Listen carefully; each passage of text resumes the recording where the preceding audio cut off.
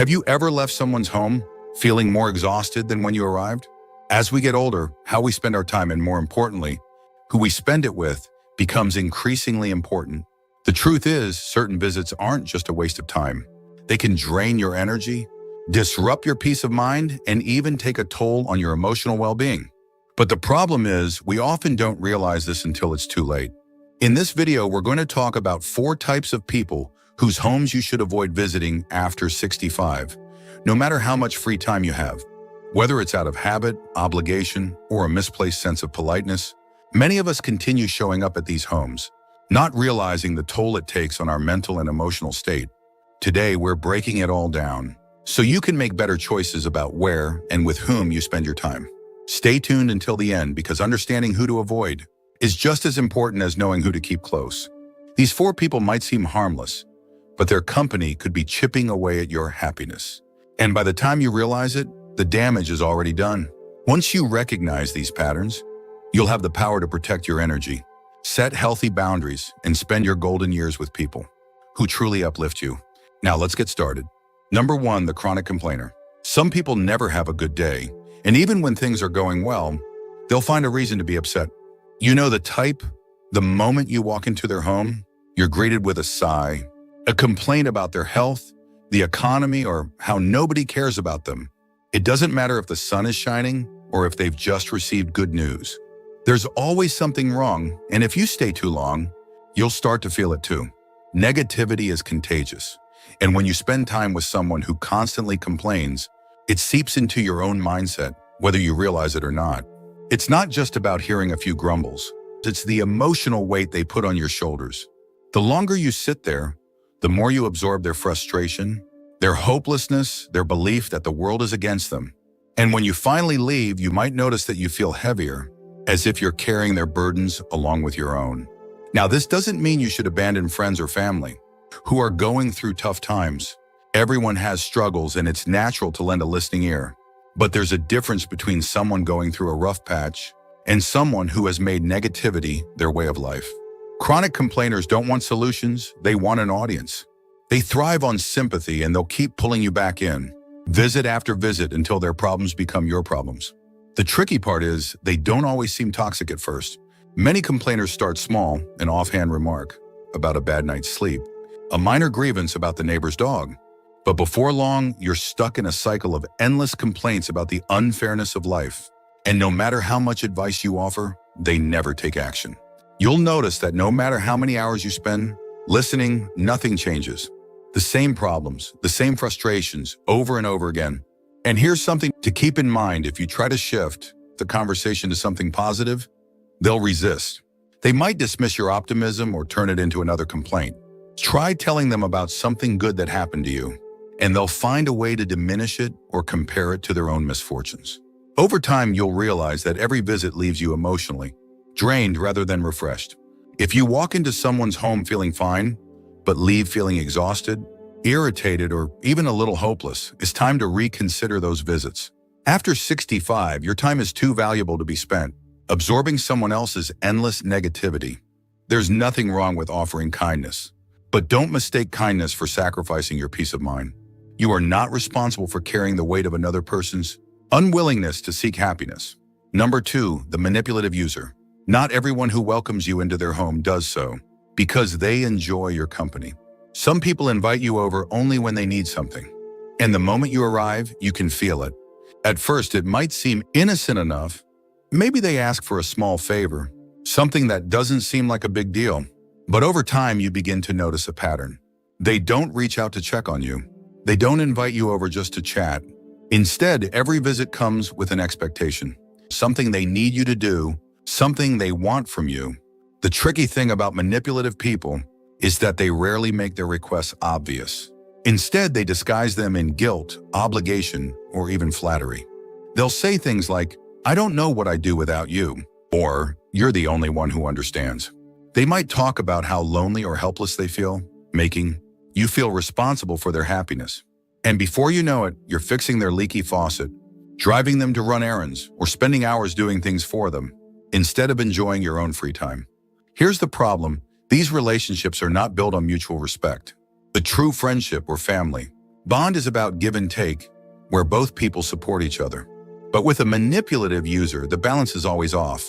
You give, they take. You make time for them, they expect more. And when you start to notice that your visits leave you feeling obligated rather than appreciated, that's a sign that something isn't right. Some people might justify this by saying, well, they don't have anyone else. And that might be true. But ask yourself, if the situation were reversed, would they be there for you? If you needed help, would they drop everything to assist you the way you do for them? If the answer is no, then you have to wonder, are they really a friend or just someone using you for convenience? One of the biggest red flags of a manipulative user is how they react when you say no. If you decline a request and they make you feel guilty, disappointed, or even angry, that's a clear sign that your visits are not about companionship, they're about control. And after 65, the last thing you need is someone who sees your kindness as an opportunity to take advantage of you. Your time is valuable and your energy is limited. Spending it on people who genuinely care about you is what makes life fulfilling. But spending it on someone who only sees you as a resource will leave you feeling drained, unappreciated, and eventually resentful. If someone only calls when they need something and never just to check in on you, that's not a real connection, that's an obligation. And you deserve better. If you're still watching this video and finding these insights valuable, please comment number 2 below to let me know you're here. And if you haven't subscribed yet, I recommend you subscribe and turn on the bell so you don't miss any videos. Your support helps us continue creating good content to inform and inspire you. Now let's move forward. Number 3, the drama magnet. Some people don't just experience drama, they create it. No matter what's happening in their life, there's always a conflict, a feud, or a crisis unfolding. And if you spend enough time around them, you'll find yourself caught in the middle of it. You might go to their home expecting a friendly chat, only to be met with a long, winding story about how they were wronged, betrayed, or disrespected again. And before you know it, you're being pulled into their never-ending cycle of chaos. The problem with drama magnets is that peace makes them uncomfortable. When things are calm, they feel restless, so they stir the pot, gossiping about others, exaggerating small disagreements, or even twisting stories to make themselves look like the victim. And they don't just want you to listen, they want you to take sides. They'll tell you about a falling out they had with a neighbor or a family member, and suddenly you're expected to agree with them, defend them, or even distance yourself from the people they dislike. And here's the real issue, it never ends. Even if you try to stay neutral, they'll keep pushing, testing, and waiting for you to pick a side. If you agree with them, they'll reward you with more gossip, more exclusive details about the situation. But if you disagree or try to change the subject, they'll take offense. You might even become their next target. That's the thing about people who thrive on drama, eventually. Everyone around them gets pulled into their mess. One of the most exhausting things about visiting a drama magnet's home is that you leave feeling emotionally drained. The conversation isn't uplifting, the time spent isn't enjoyable, and there's a constant undercurrent of tension, even when they're being friendly. And if you're not careful, their influence can start affecting your mood, your relationships, and even how you see the world. Some people mistake this for passion or excitement, thinking, well, they just have a lot going on. But real friends don't drag you into unnecessary stress. Real friends don't make you feel like you're walking on eggshells, trying not to say the wrong thing. If someone's home feels more like a battlefield than a place of comfort, ask yourself why you keep going back. The older you get, the more you realize that peace is priceless. And if someone thrives on drama at the expense of your well-being, it's okay to step away. You're not obligated to listen, participate, or take on their emotional burdens. After 65, your time should be spent with people who bring you joy, not with those who treat you like an audience for their never-ending problems. Number 4, the negative nostalgic. Some people live in the past, and not in a way that brings warmth or wisdom, but in a way that keeps them stuck in bitterness, regret, and resentment.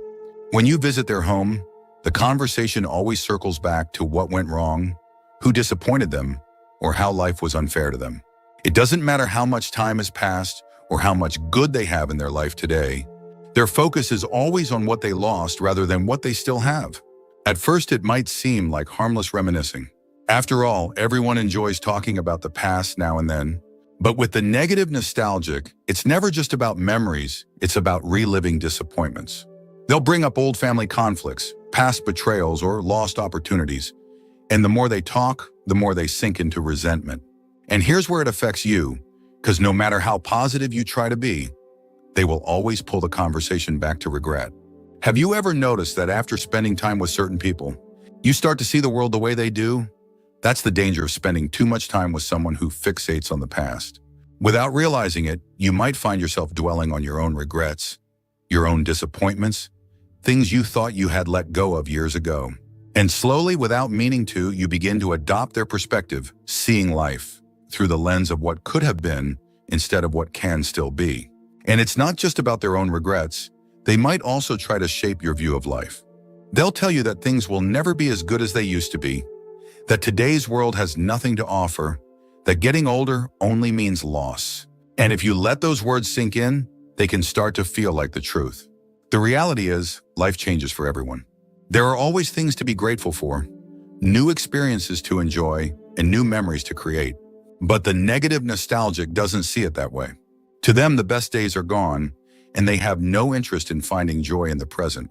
And if you spend too much time in their home, you risk absorbing their hopelessness instead of protecting your own optimism. Now, this doesn't mean you should avoid people who have been through hardships, but there's a difference between sharing life lessons and clinging to past pain. There's a difference between honoring memories and being trapped by them. After 65, you should be surrounding yourself with people who appreciate what life still has to offer, not those who only see what they've lost. If you're still watching this video and finding these insights valuable, please comment number 4 below to let me know you're here. And if you haven't subscribed yet, I recommend you subscribe and turn on the bell so you don't miss any videos. Your support helps us continue creating good content to inform and inspire you. Now let's move forward. Final thoughts. As we wrap up this video, take a moment to reflect on the 4 types of people we've talked about. Have you ever found yourself leaving someone's home feeling drained, frustrated, or emotionally weighed down?